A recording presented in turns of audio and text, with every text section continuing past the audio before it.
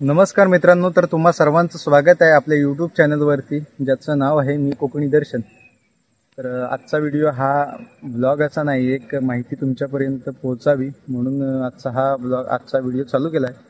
कारण सुखदुःखाच्या आनंदाच्या गोष्टी सगळेच क्रिएटर कोणी असला तरी ते आपल्या यूट्यूबच्या माध्यमातून आपल्या सबस्क्रायबर्स लोकांना ते शेअर करत असतो.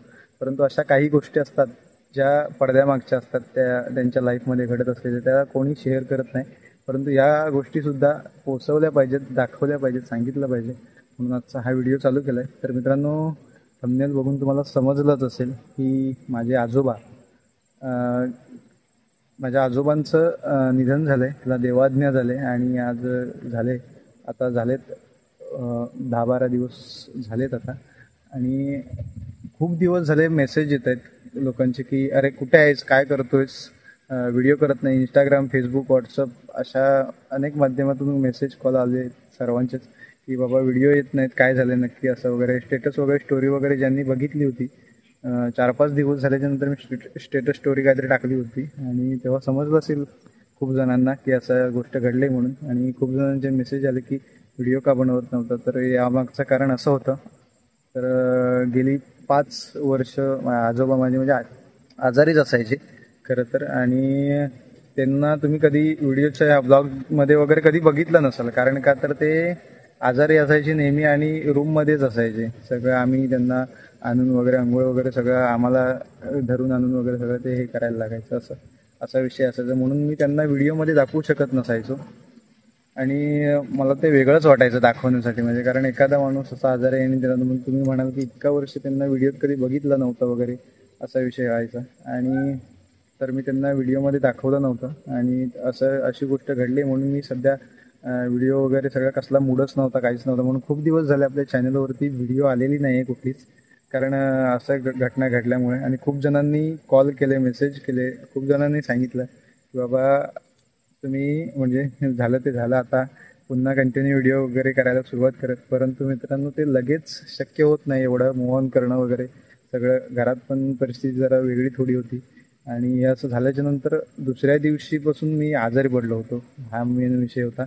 आणि आजारी पडलो होतो आणि डॉक्टरकडे वगैरे जाऊन, त्यामुळे सगळं पूर्ण काय माझी मनस्थितीच नव्हती व्हिडिओ वगैरे बनवण्याची किंवा तुम्हाला सांगण्याची. मी स्टेटस वगैरे सुद्धा टाकले, ते सुद्धा 5व्या की 6व्या दिवशी असे काहीतरी स्टेटस टाकले होते. त्यामुळे ते माझ्याने शक्य झालं नाही आणि त्याबद्दल दिलगिरी व्यक्त करतो की खूप असा गॅप पडला आहे.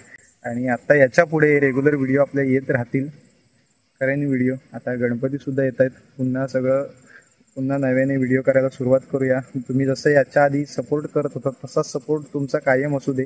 आणि खरंच धन्यवाद सर्वांचे, कारण तुम्ही अशा परिस्थितीतसुद्धा मेसेजद्वारे, कॉलद्वारे, इंस्टावरती मी स्टोरी वगैरे टाकली होती त्यावेळेस इंस्टावरती सुद्धा खूप जणांचे डायरेक्ट कॉल वगैरे आले. काही जणांचे कॉल मी उचलू शकलो नाही आणि काही जणांनी खूप कॉल करून समजवलं वगैरे. त्याबद्दल खरंच खूप तुमचे मनापासून धन्यवाद.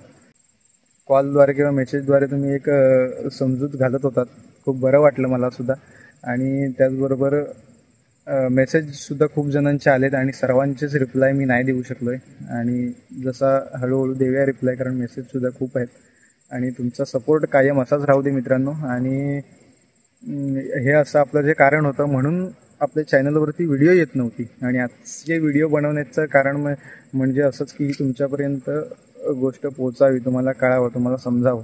कारण खूप जण सांगत होते मगाशी सांगितल्याप्रमाणे की झालं आता, ह्या गोष्टी होत असतात, चल आता पुन्हा व्हिडिओ करायला लाग. पण ते लगेच शक्य नव्हतं, कारण का तर गेली 5 वर्ष ते आजारी होते आणि आजोबा माझे म्हणजे मी घरी कायम असल्यामुळे, इकडे गावी असल्यामुळे सगळं ते त्यांच्याबरोबर वावरणं असायचं नेहमी माझं, आजारी असल्यामुळे तिकडं. आणि ते सगळे एकाएकी विसरणं शक्य नाही. आणि ते मला खरं सांगतो, त्यांचे म्हणजे ते आत्ता सगळं ते आठवतंय, जे बोलायचे, सांगायचे ते मला नेहमी सांगायचे, दर्शन खूप शिक, मोठा कलाकार हो, परंतु कधी तुझ्या कलेचा गर्व करू नकोस, असं ते नेहमी मला सांगायचे.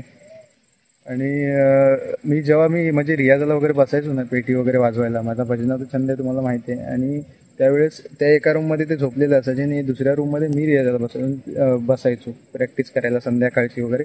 आणि त्यावेळेस जर एखादा काय चुकलं वगैरे काय झालं की ते मला सांगायचे तिकडून, हे बघ दर्शन, तू असं कर, की हे असं गाऊ नकोस, अशा पद्धतीने जर तू गायलास तर त्यात अजून गोडवा येईल आणि अजून ते ऐकायला भारी वाटेल, असं म्हणजे ते असं ते सगळं सांगायचं. त्यांना सुद्धा भजनाची खूप आवड होती.